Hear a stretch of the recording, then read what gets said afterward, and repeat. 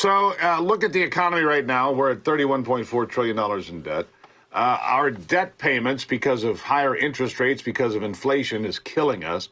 The Fed keeps playing games, increasing interest rates. They're going to do it again probably sometime soon, crushing the American consumer. What are we looking at here? Yeah, that's right. The Federal Reserve is expected to increase interest rates again this week, probably by only a small amount. I think people are expecting a quarter of a point.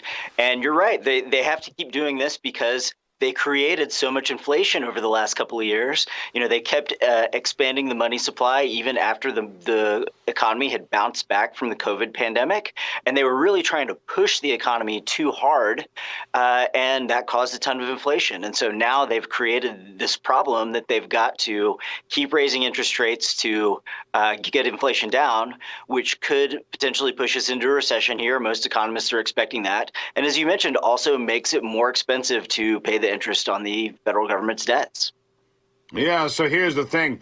The government creates inflation.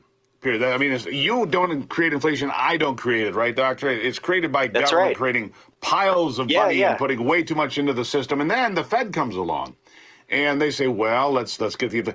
It's a vicious little circle where those two parties dance back and forth, and you and I are the dance floor, it seems. Yeah, that's exactly right. I mean, the Federal Reserve, as the central bank for the United States, they manage the money supply by, buying and selling bonds, raising and lowering interest rates.